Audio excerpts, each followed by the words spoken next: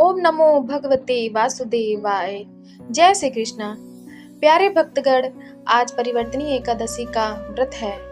ऐसे में चलिए सुनते हैं परिवर्तनी एकादशी की यह व्रत कथा। युधिष्ठिर कहने लगे कि हे भगवान, भाद्रपद शुक्ल एकादशी का क्या नाम है, इसकी विधि तथा इसका महात्म्य कृपा करके कहिए। तब भगवान श्री कृष्ण कहने लगे कि इस पुण्य, स्वर्ग और मोक्ष को देने वाली तथा सब पापों का नाश करने वाली उत्तम वामन एकादशी का महात्म्य मैं तुमसे कहता हूँ, तुम ध्यान पूर्वक सुनो। यह पद्मा या परिवर्तनी एकादशी जयंती के नाम से भी जानी जाती है। इसका यज्ञ करने से वाजपेयी यज्ञ का फल मिलता है। पापियों के पाप नाश करने के लिए इससे बढ़कर कोई उपाय नहीं है।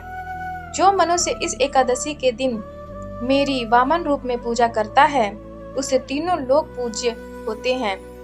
अतः मोक्ष की इच्छा करने वाले मनुष्य इस व्रत को अवश्य करें। जो कमल नयन भगवान का कमल से पूजन करते हैं, वे अवश्य भगवान के समीप जाते हैं। जिसने भाद्रपद शुक्ल एकादशी को व्रत और पूजन किया, उसने ब्रह्मा विष्णु सहित तीनों लोकों का पूजन किया। अतः हरिवासर अर्थात एकादशी का व्रत अवश्य करना चाहिए। इस दिन भगवान करवट लेते हैं, इसलिए इसको परिवर्तनी एकादशी भी कहते हैं।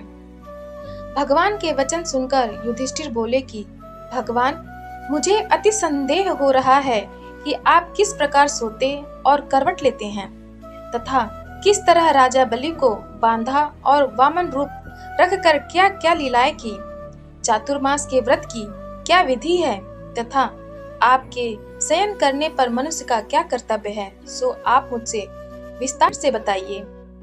श्री कृष्ण कहने लगे कि हे राजन, अब आप सब पापों को नष्ट करने वाली कथा का श्रवण करें।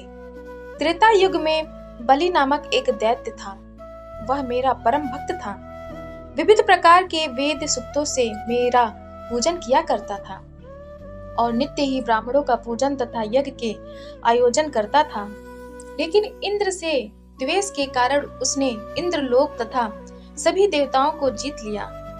इस कारण सभी देवता एकत्र होकर सोच विचार कर भगवान के पास गए। बृहस्पति सहित इंद्रादिक देवता प्रभु के निकट जाकर और नतमस्तक होकर वेद मंत्रों द्वारा भगवान का पूजन और स्तुति करने लगे। अतः मैंने वामन रूप धारण करके 5वां अवतार लिया और फिर अत्यंत तेजस्वी रूप से राजा बलि को जीत लिया। इतनी वार्ता सुनकर राजा युधिष्ठिर बोले कि हे जनार्दन, आपने वामन रूप धारण करके उस महाबली दैत्य को किस प्रकार जीता। श्री कृष्ण कहने लगे, मैंने बलि से 3 पग भूमि की याचना करते हुए कहा, ये मुझको 3 लोक के समान है और हे राजन, यह तुमको अवश्य ही देनी होगी। राजा बलि ने इसे तुच्छ याचना समझकर 3 पग भूमि का संकल्प मुझको दे दिया और मैंने अपने त्रिविक्रम रूप को बढ़ाकर यहाँ तक कि भूलोक में पद, भुवर लोक में जंघा, स्वर्ग लोक में कमर, महलोक में पेट, जनलोक में हृदय, यमलोक में कंठ की स्थापना कर सत्यलोक में मुख, उसके ऊपर मस्तक स्थापित किया। सूर्य, चंद्रमा आदि सब ग्रह गण, योग नक्षत्र, इंद्रादिक देवता और शेष आदि सब नागगणों ने विविध प्रकार से वेद सूक्तों से प्रार्थना की।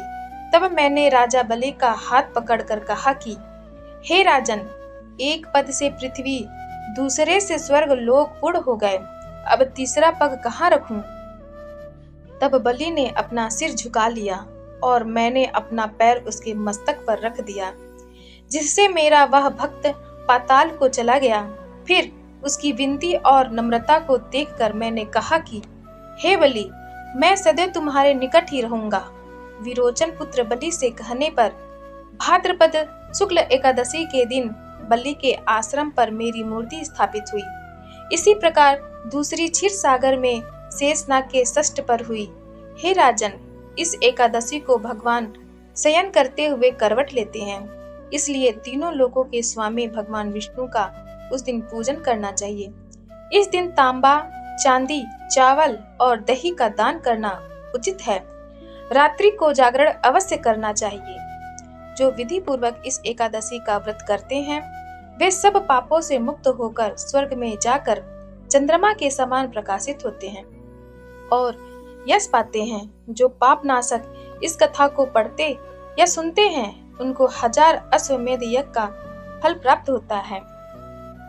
प्यारे भक्तगण, कथा कैसी लगी कमेंट करके जरूर बताएं और कथा अगर अच्छी लगी हो तब आप हमारे चैनल सनातन कथा संग्रह को लाइक करें, शेयर करें और सब्सक्राइब करें ताकि जब भी हम अपना अगला वीडियो डालें आप सभी के पास सबसे पहले पहुंचे। धन्यवाद।